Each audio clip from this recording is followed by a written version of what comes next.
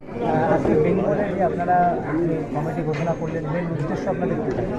Main উদ্দেশ্য আমাদের সর্বপ্রথম সংগঠনকে মজবুত করা এবং ইন্ডিয়ার হাত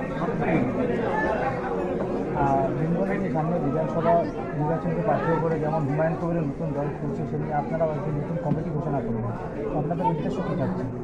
দেখেন, আমাদের হুমায়ুনদার সঙ্গে কোনো সম্পর্ক নেই বা অন্য টিএমসির সঙ্গে সম্পর্ক নেই। আমরা আমাদের যে পার্টি, সেই পার্টির উদ্দেশ্যে আমরা কাজ করি, এলপিজি পার্টির উদ্দেশ্যে কাজ করি।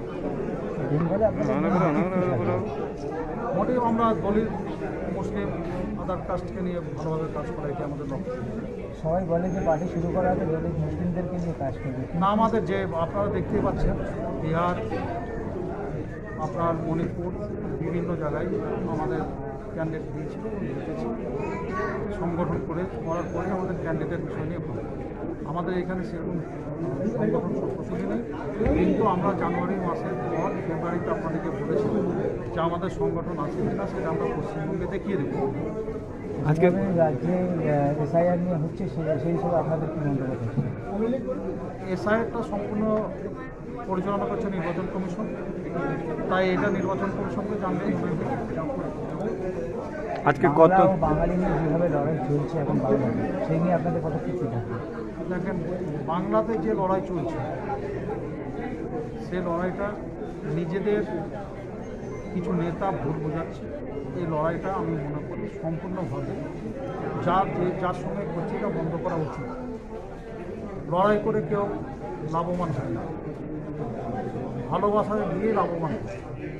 তাই আমি যে সমস্ত পার্টি লড়াই করছে, সে লড়াইকে বন্ধ করে মানুষের কাছে ভালোবাসার বার্তা পৌঁছে। লড়াই করে কোনো লাভ নেই, যে লড়াই করবে তারই লস।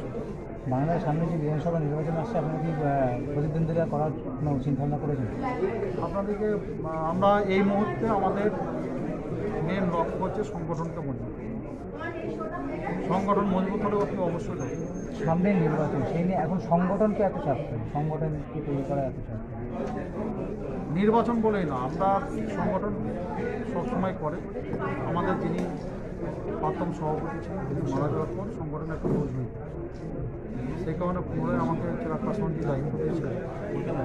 ওনার আমাকে দায়িত্ব থেকে তার মর্যাদা আমি রাখি। সংগঠন আপনাদের তৈরি হয়ে গেলে ফার্স্ট কাজ আপনাদের কী হবে? আন্দোলন করবে কী বিষয়? দুর্নীতি